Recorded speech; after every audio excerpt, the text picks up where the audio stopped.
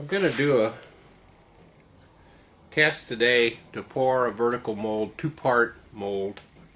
This is the gravity mold that I've come up with, and it is just a two-part mold. It's just the only difference is instead of a sprue port on top, it has an upper chamber that you can load up with silver or gold or whatever you're doing. So I put the two pieces together, and then I just have a little clamp, and I clamp them together.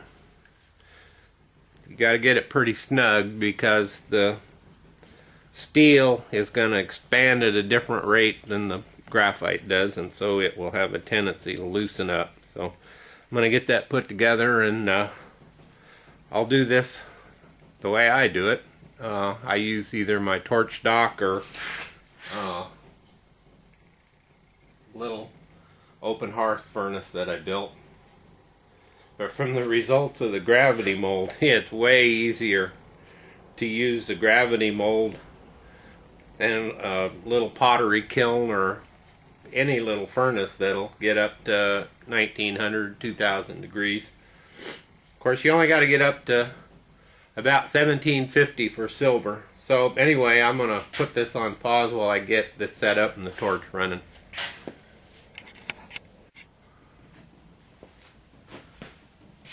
Okay, I've got the mold down in the little open hearth furnace of mine. I use this stuff because I have it. Most people, it's a real trick. It's not easy pouring two-part mold. The biggest part is that the molten metal is going to cool down extremely fast, and it doesn't take much to make silver or gold set. So what you end up with is the silver or gold freezes in the sprue port, and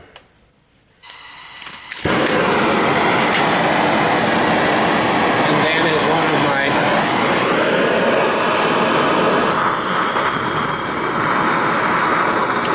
eBay people told me, he ends up with a Hershey's Kiss. Well, that's what you get in the top of the sprue port. So what we got now is the first part of this is going to be to let the mold start to heat up. So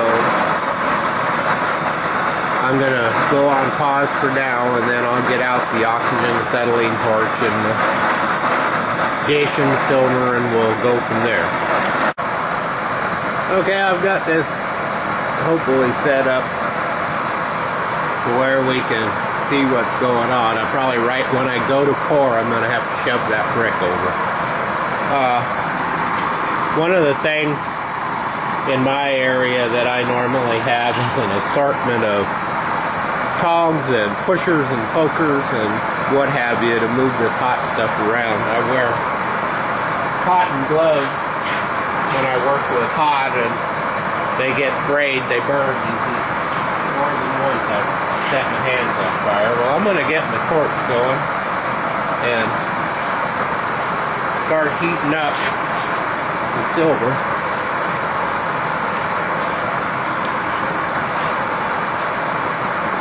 This is not easy. I mean, it sounds easy. Pouring open mold sounds easy. But it's not.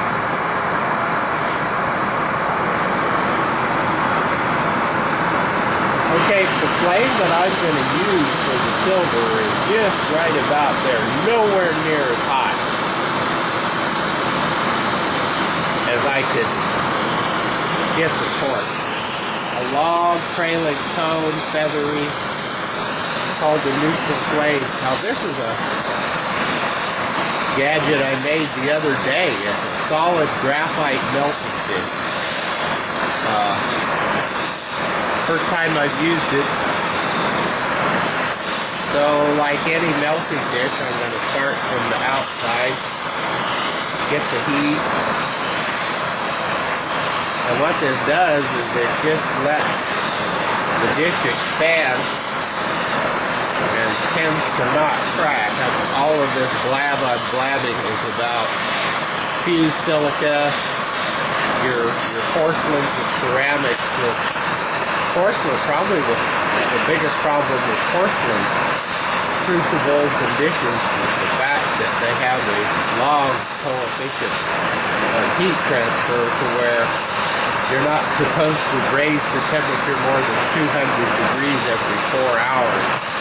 Well, believe me, we're far beyond that in just a minute or so, but silver's starting to melt. The problem you have is the silver or gold is going to want to freeze or chill or set the minute it contacts a temperature that's below the melting point. And the top of my mold right now is kind of in the red stage, which is just about bare minimum. Silver here starting to melt, and the real trick pouring in the melting dish is the fact that you have to keep the fork right on the metal as it pours. If you don't, like the silver is in this right now, that's already set. Now it's going to take more time and more heat to get the puddle molten again. It's fluid now, but there's a difference between melting temperature and pouring temperature. See, I've already got silver that's setting that down from the bottom. Okay, now we've got a puddle. It's pretty fluid. But you can see that, there we go, we're set already, and the crucible is red. So we're going to get this hot. We're just going to make pour. And the fact of the matter is you're going to spill some. It's going to run out, run over. And I'm going to get me a poker and a frotter. I'm going to move this brick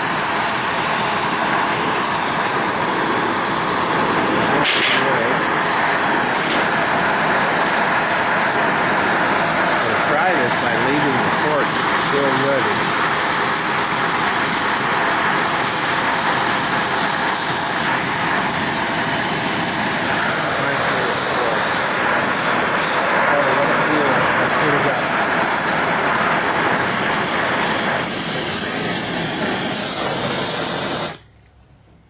I'll tell you one thing, I like the heck out of that melding dish. I'm going to get a still camera here real quick.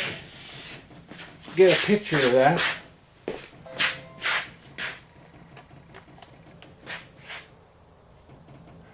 But that's how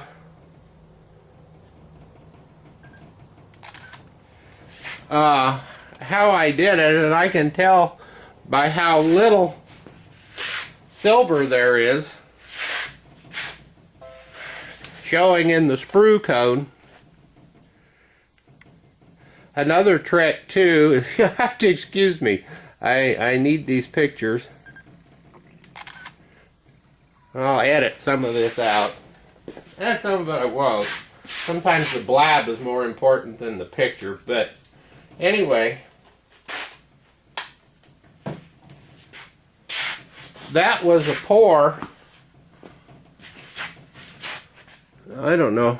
Here we go, me and Mr. Blurry. But you can see from the amount of silver that I poured into that mold and the amount that's left in the melding dish. Oh, I'll tell you, I am just tickled with that melding dish. So anyway, I'm going to zoom out, and I'll get the mold out of there. We'll let it cool down and we'll open it up. Okay, I'm going to get that mold out of there. Now this is the setup that I use for my propane. It's your standard barbecue tank. You can buy the extension hoses at just about any hardware store, and then it's a utility hose for attaching devices that run off of the little small 16-ounce cylinders. So I'm going to get this over here, and I'm going to get the mold out of there, and we'll open it up and see what we get. It's hotter than blazes right now, so I'm gonna open it up and I'll get it out of there.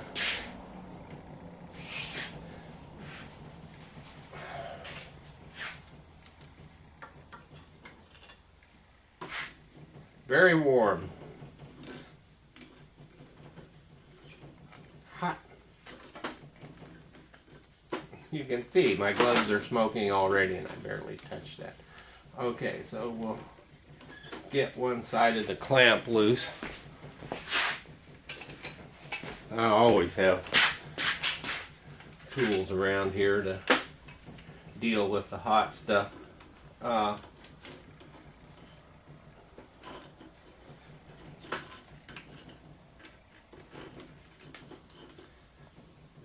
The only reason I'm doing this hot is I got a lot to do today and I wanted to get this video. I make these molds and sell them, and I don't know what we're going to get. Oh, we're going to get a nice little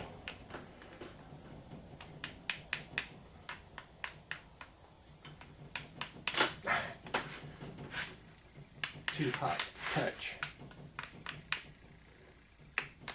I don't want to.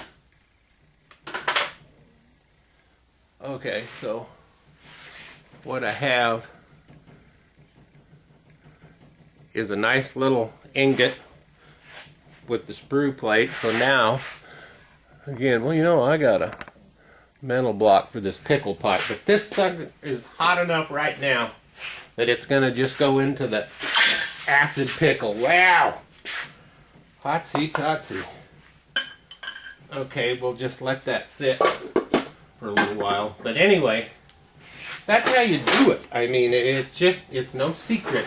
Now, do you have one of these? No. Okay, well, some of you do. Look, this.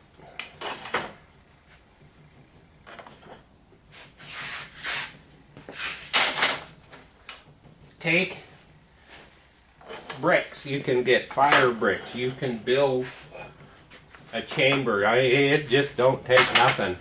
I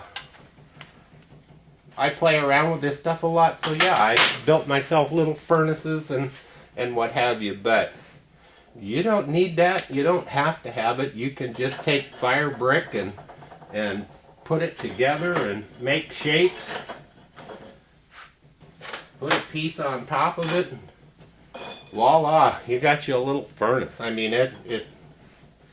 it's easy to do. Well, enough of this. That's how you pour an open mold. It takes heat. It's not easy. Very frustrating.